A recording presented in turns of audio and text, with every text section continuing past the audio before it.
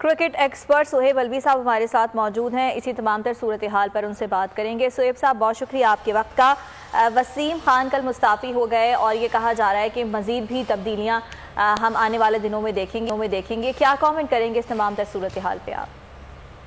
देखिए, पहली बात तो ये है कि जो नया लीडर आता है, अब देखिए चेयरमैन की वो पावर पहले थी, लेकिन ज़ाहिर बात है रमीज़ राजा साहब जो हैं उन्होंने आते ही ये कहा है कि मैं वो उस तरह का चेयरमैन नहीं होऊंगा जो सिर्फ बैठ के चीज़ें देखेगा। I will take the authority. That means वो अब एक लीडर इमर्ज हुए और हर लीडर को ये हक होता है कि वो अपनी टीम बनाए और वो अंदर की पिछले 1-1.5 साल की जो परफॉर्मेंस है उसको देख के ये देखे कि कौन सा एग्जीक्यूटिव मेरे साथ चल सकता है, कौन सा नहीं चल सकता। तो पहली बात तो ये है कि दैट इज हिज प्रेरोगेटिव। अब वो उस बात में कितना इमोशंस है और कितना रैशनल एनालिसिस है, ये तो बोर्ड ऑफ गवर्नर्स जानता है, रमीज जानता है, वसीम साहब जानते हैं। तो ये कहना कि इज इट कि Ramiz just wants to take power और वसीम खान को बाहर निकालना चाह रहा है, एक ये स्कूल ऑफ थॉट है। दूसरा स्कूल ऑफ थॉट ये है कि रमीज ने आके जब एनालाइज किया है और जैसे अभी आपने अपनी रिपोर्ट में जिक्र किया कि फ्रेंचाइजेस 4 साल से चीख रहे हैं कि भाई हमें वो प्रॉफिट नहीं मिल रहा। मैंने एक जगह ये लिखा भी था कि पाकिस्तान क्रिकेट बोर्ड के पास 5-6 अरब रुपए पड़े हुए हैं। अगर ये पहले 2-3 साल फ्रेंचाइजेस को दे दें और अपना हिस्सा कम करें तो शायद होगी। और जाहिर बात है फ्रेंचाइज ओनर्स काफ़ी कंप्लेन करते रहे पिछले 2-3 साल में। ये भी सुना है कि रवैया पाकिस्तान क्रिकेट बोर्ड का, चाहे वो उसके पीछे एहसान मानी थे या वसीम थे, वो ज़रा सा सख्त रहा है। तो maybe that's what's happening, so let's take it as it goes. अच्छा सुहेब साहब, जैसा कि आप कह रहे थे कि हर लीडर को अपनी टीम बनाने का हक हासिल होता है, रमीज राजा को भी हक हासिल है, लेकिन जो पुराने लोग थे जो काम करके जा चुके उनका एहतसाब भी तो होना चाहिए।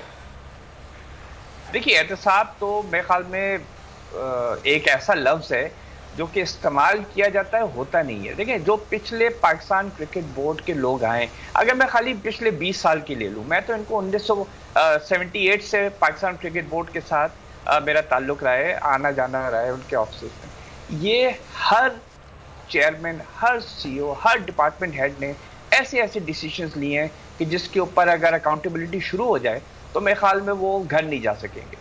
तो ये कहना कि जो आपने एक प्रोफेशनल चीफ एग्जीक्यूटिव को बुलाया और जो दूसरे लोग हैं उनका एहतसाब हो, देखिए सब के ताने माने जाके किसी न किसी इन्फ्लुएंशियल पर्सन से मिलते हैं और जहां आप एक चीज खोलेंगे वहां पे वो कहेंगे अच्छा फिर इसका भी दरवाजा खोलो, उसका भी खोलो, उसका भी रिकॉर्ड निकालो, जिसमें बहुत से चहीते भी आ जाएंगे। तो पाकिस्तान में अनफॉर्चुनेटली चाहे वो पॉलिटिक्स हो चाहे वो क्रिकेट हो, ये एहतसाब होना बड़ा मुश्किल होता है। अच्छा सुहेब साहब, गुज़िश्ता रोज़ हम देख रहे थे कि काफ़ी तजियाकार जो थे वो वसीम खान को कह रहे थे कि उन्होंने डोमेस्टिक क्रिकेट को खासा नुकसान पहुंचाया है। आप क्या समझते हैं, आप बेहतरी के लिए डोमेस्टिक क्रिकेट की क्या इकदाम उठाने होंगे? पहली बात तो ये मेरा नहीं ख्याल, आई डोंट एग्री कि उन्होंने नुकसान पहुंचाया। देखिए, जिस वक्त वो आए वो एहसान मानी, हारून रशीद साहब जो उस वक्त डायरेक्टर डोमेस्टिक थे, ये सब एक प्रपोजल लेके गए इमरान खान के पास कि खुदा के वास्ते डोमेस्टिक डिपार्टमेंटल क्रिकेट ना बंद करें, आधा सीजन रीजन्स खेलेगा, आधा सीजन डिपार्टमेंट खेलेगा। इमरान खान सेड नो, 6 टीमें होंगी और बस। तो वसीम खान ने तो वो इम्प्लीमेंट किया। मैं समझता हूँ कि उससे वसीम खान को अपना सूटकेस उठा के वापस चले जाना चाहिए था, क्योंकि अगर एक प्रोफेशनल आदमी आया है और उसको डिक्टेट्स ले रहा है तो उसका फायदा किया, फिर आप एक ब्यूरोक्रेट को ही रख लें। बहरहाल ही कंटिन्यू। दूसरी बात ये है कि उसने बाकायदा पैसे बढ़ाए, रमीज ने आके लाख रुपए बढ़ाए, लेकिन वसीम खान ने आते ही बढ़ा दिए थे। उसके बाद इनको होटल फैसिलिटीज दी, इनको प्रॉपर डाइट दिया गया, हर फर्स्ट क्लास टीम के साथ manager, 2 coaches, bowling coach, fitness coach सब रखा। तो मेरा नहीं ख्याल, और जहां रह गया विकेटों का, तो देखिए वो तो पाकिस्तान में ग्राउंड्समैन में अच्छी विकेटें भी बनती हैं, खराब विकेटें भी बनती हैं। मेरा नहीं ख्याल कि उन्होंने कोई ऐसा डोमेस्टिक क्रिकेट को नुकसान पहुंचाया है, बल्कि बेहतरी की है। ठीक है सुहेब साहब, ये भी बताइएगा कि हमने रमीज राजा के आने के बाद जो तब्दीलियां देखी हैं और अगर खिलाड़ियों के कॉन्ट्रैक्ट्स के हवाले से बात की जाए, उनकी पर्क्स के हवाले से बात की जाए, उनमें भी इजाफा किया गया है, तो आप क्या समझते हैं ओवरऑल अगर हम पीसीबी के स्ट्रक्चर को देखें तो उसमें आप क्या समझते हैं आने वाले दिनों में क्या बेहतरी आएगी पाकिस्तान क्रिकेट के लिए? ये देखें, आपको 6 महीने बाद पता चलेगा। देखें अभी जैसे रमीज ने आते ही लाख लाख रुपए सबके बढ़ा दिए डोमेस्टिक प्लेयर्स, वेरी गुड, ठीक है। अब वो ये कहते हैं कि जी जो फर्स्ट क्लास टीमें हैं उसके जो कोचेस हैं, जो कि वसीम खान की जिम्मेदारी नहीं थी, नाहसान मानी की थी, वो कोचेस जो हैं जो पहले से तैयार बैठे थे, उनको जब मौका दिया कोच करने का तो रमीज कहता है उनको उनको तो बॉलिंग करानी नहीं आती, ढूंढेगा कोचेस ढूंढने, मगर कहां से ढूंढेगा, यही लोग तो हैं।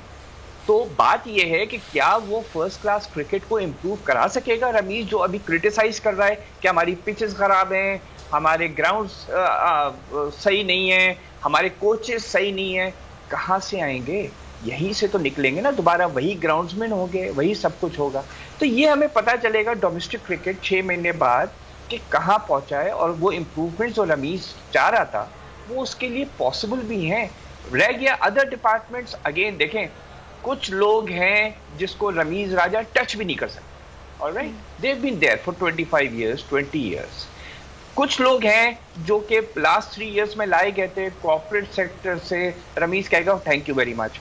अच्छा, अपना सिलेक्शन पैनल वो ला सकता है, अपनी सिलेक्शन फिलॉसफी चेंज कर सकता है, बहुत चीजें सही होंगी। Ramiz is a very sincere person to Pakistan cricket, और वो अब बहुत पैशनेट है अबाउट पाकिस्तान डूइंग वेल, और बड़ा क्लीन क्रिकेटर रहा है, हाई इंटेग्रिटी का क्रिकेटर रहा है। जिस पर 90s में गड़बड़े हो रही थी टीम में, spot fixing, match fixing, Ramiz always remained clean and distant.